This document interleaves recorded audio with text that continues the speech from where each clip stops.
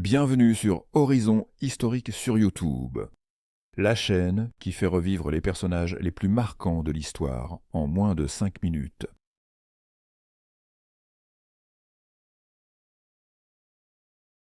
Louis-Auguste de France, plus connu sous le nom de Louis XVI, était né le 23 août 1754 au château de Versailles. Il était le petit-fils du roi Louis XV et le fils du dauphin Louis-Ferdinand et de Marie-Joseph de Saxe. Troisième fils du couple, il ne devait pas régner, mais le destin, parfois mystérieux, en décida autrement. La mort de ses deux frères aînés fit de lui l'héritier du trône. Il avait un tempérament calme, réservé, parfois maladroit, mais aussi sincèrement soucieux de bien faire. Il aimait les sciences, la géographie, la chasse et surtout la serrurerie. Un goût étrange pour un roi, mais qui montrait déjà qu'il n'était pas tout à fait comme les autres. En 1770, il épouse Marie-Antoinette d'Autriche, fille de l'impératrice Marie-Thérèse, dans un mariage politique destiné à renforcer l'alliance entre la France et l'Autriche. Elle a 14 ans, lui en a 15. Le couple est jeune, sous pression et vite exposé à la critique. Louis XVI devient roi en 1774, à seulement 20 ans, à la mort de son grand-père. À ce moment-là, la France est en crise économique. Les finances sont désastreuses à cause de la guerre de 7 ans et du train de vie de la cour. Très vite, le jeune roi se retrouve face à des choix lourds. Ce que l'on retient de Louis XVI, c'est bien sûr qu'il fut le dernier roi de l'Ancien Régime, celui dont le règne bascula dans la Révolution française. Mais ce que l'on oublie parfois, c'est qu'il essaya, dans les premières années de son règne, de réformer la France.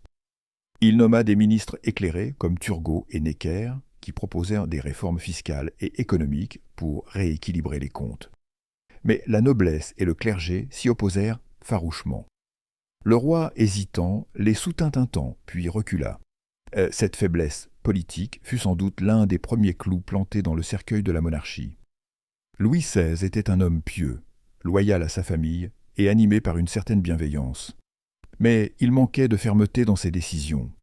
Il voulait réformer sans heurter. Il voulait être aimé sans imposer. Or, dans un royaume au bord de l'explosion, il fallait plus qu'un bon cœur, il fallait une main ferme. En 1789, tout bascule. Face à une crise financière insurmontable, le roi convoque les États généraux, une assemblée des trois ordres, noblesse, clergé, tiers-État, qui ne s'étaient pas réunis depuis 1614. C'est un événement historique. Mais les députés du tiers-État prennent rapidement une autre voie. Ils se proclament Assemblée nationale et entendent donner une constitution à la France. C'est le début de la Révolution. Le roi est dépassé. Il accepte certains changements, mais avec réticence. La prise de la Bastille, le 14 juillet 1789, est un choc. Le peuple de Paris, affamé, inquiet et excité par des idées nouvelles, s'insurge. Le roi recule. À l'automne, il est contraint de quitter Versailles pour s'installer à Paris, au palais des Tuileries. Il n'est plus tout à fait roi. Il devient un roi constitutionnel, surveillé par l'Assemblée. En 1791, croyant pouvoir fuir cette pression et organiser une contre-révolution, Louis XVI tente de quitter Paris avec sa famille. C'est la fameuse fuite à Varennes. Mais il est reconnu, arrêté et ramené à Paris. Cette tentative de fuite brise la confiance des Français. Le roi n'est plus seulement un souverain hésitant, il devient un traître à leurs yeux.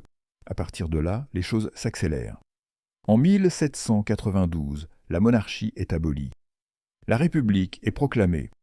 Louis XVI est jugé pour trahison.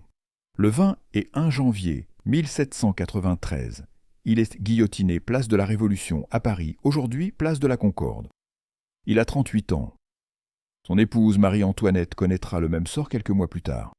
De leurs enfants, seule leur fille Marie-Thérèse survivra à la Révolution. Le petit Louis XVII, enfermé à la prison du Temple, meurt à 10 ans dans des conditions tragiques.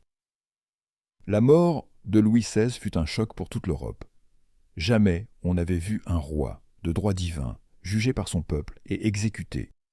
La Révolution venait de montrer que le pouvoir ne venait plus de Dieu, mais du peuple. C'était un tournant radical dans l'histoire de France, et même dans l'histoire du monde. Louis XVI, par sa faiblesse et son incapacité à s'adapter aux bouleversements de son temps, symbolise la fin d'une époque, celle de la monarchie absolue. Mais son exécution marque aussi le début d'une autre ère, celle des droits de l'homme, de la démocratie, des luttes pour la liberté. On rapporte qu'avant de mourir, il tenta de parler à la foule. « Peuple, je meurs innocent.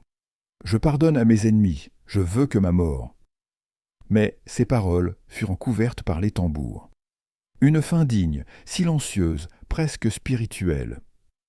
Il ne cria pas, il ne protesta pas. Il se livra à son destin, comme un agneau, avec résignation.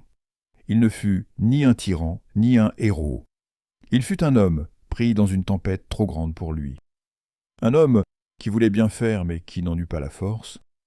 Son exemple peut nous enseigner l'importance du courage dans les décisions, de la lucidité face aux changements et de la responsabilité que l'on porte quand on gouverne. Parfois, même un cœur honnête ne suffit pas, s'il manque la volonté d'agir. Louis XVI reste une figure complexe, entre victime et symbole, entre tradition et révolution. Son nom est inscrit dans l'histoire non pour ses victoires, mais pour sa chute. Et pourtant, il continue à nous interroger. Qu'est-ce qu'un roi? Qu'est-ce qu'un peuple? Et jusqu'où va la justice des hommes? Sous le faste de la couronne, on découvre un homme, simple, parfois touchant, souvent dépassé, mais toujours humain. Et c'est peut-être cette humanité, fragile et sincère, qui en fait une figure si poignante de notre histoire. Tu veux encore plus d'histoires incroyables? Alors like la vidéo et abonne-toi pour ne rien rater.